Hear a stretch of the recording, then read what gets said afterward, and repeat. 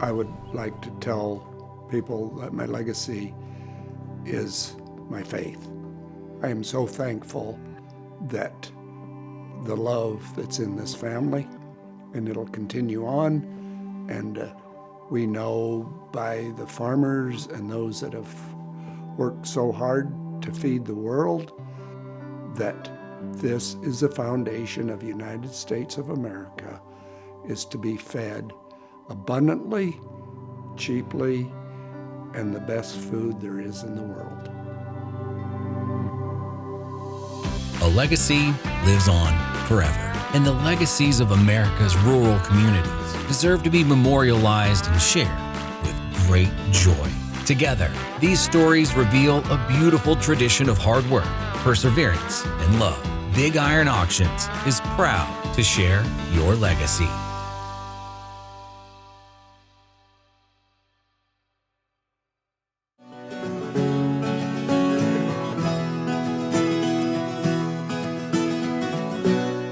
Homesteading was when the pioneers that came west had an opportunity to homestead, and most of them could homestead 80 acres, but since my great-grandfather was in the Civil War, all Civil War veterans were allowed to homestead 160 acres.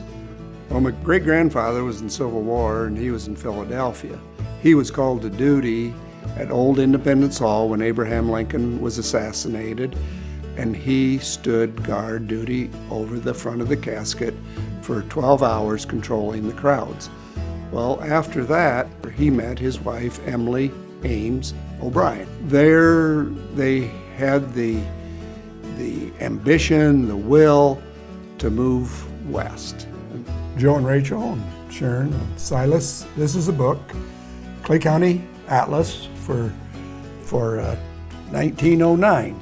So I would like to show you where your great-great-grandpa and your great-great-great-grandpa and my great-grandpa homesteaded. Joseph O'Brien came here in 1870, and where we are sitting today is the southeast corner of Section 14, Summit Township, Clay County, Iowa. My name's Joseph O'Brien Simington, and I live northwest of Spencer on the family farm. Well, it was homesteaded by my great-great-grandfather in 1870. He came from Wisconsin. His son bought more ground, and my grandpa bought more ground, and my father has bought more ground. And we've had various livestock from sheep, hogs, cattle, chickens. All right, Dad, let's go look at the cows. All right, well, that was great. You got rid of your feeders yesterday, and now you can start preparing for the new calf crop. Yeah, yeah, we'll start calving in about a month and a half. That's always exciting. So, yeah. I have loved raising my kids on the farm. I've loved watching them work, but then to see that there's fruit for that work. You ask yourself, will the kids love this? Will they love it? Do they understand the value of it when right now it just feels like work? I think there are minutes when they do see that and they learn to love it, and I think that is pretty cool. Completely fortunate and blessed by what we have and what Joseph O'Brien has given us. As much today as in the past, this family loves giving back to its community. So it was no surprise that in 1918, the Simingtons helped launch what would become America's largest annual county fair for over 100 years, the Clay County Fair. So that's been a huge thing in our lives, the Clay County Fair. I served on the executive committee for 30 years. My wife Sharon was superintendent of the oven-baked goods. You know, that fair industry is just really a cool, interesting business. Yeah, I think I grew up going to the fair because that's where my parents were Fair Week. That's just where we went. From the very beginning, the Clay County Fair has been very important to this area. The fair draws about 300 to 325,000 people a year.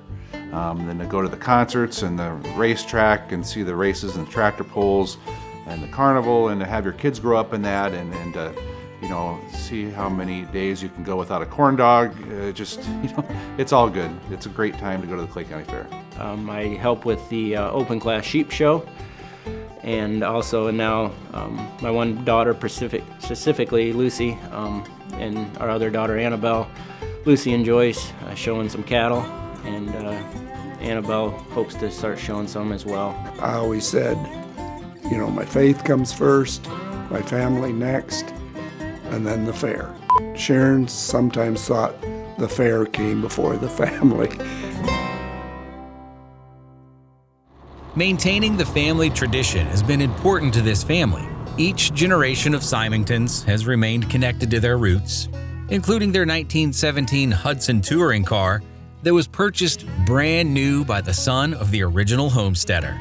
And one of the things that we're proud to still have from Frank O'Brien was a 1917 Hudson Touring Car that he bought new in Fostoria. And the leather seats were pretty much deteriorated and the paint was fading real bad.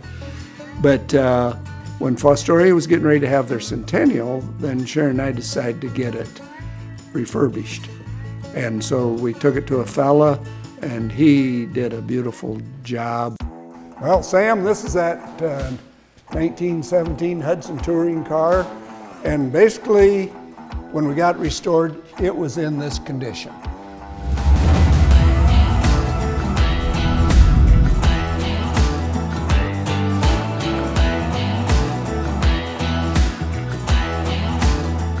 But I don't think it was ever housed outside. But back there on the back end of the back fender was all beat up.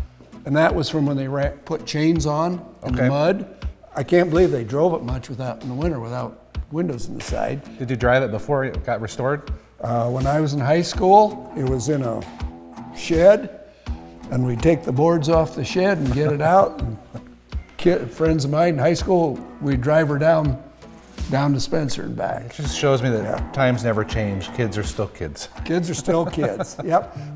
For over 150 years, the Simingtons have worked the land, started and grown businesses, given back to their community, and raised families. Always humble, they give thanks to the Lord above and know how important it is that rural America continues on into the future.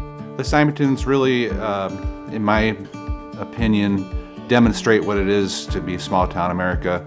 And what I mean by that is they support the community, and they see the power that does, because then when they do that, other people support the community, and it just kind of builds on itself. That's what makes small town America great. The advice I think I've gotten both from my grandpa and my dad was, you work hard and you don't give up on things. Yeah, and I think one thing that I remember, the life that they lived, to make things happen and to give of themselves, to put others first, to be servants, and I think just investing in the next generation. We are so thankful for the people responsible for getting us here, and we just pray that this will continue, and our great-grandkids, our great-great-grandkids know why we believe the way we believe, and freedom of speech, freedom of religion, freedom of all those things. And we just pray that you continue that on.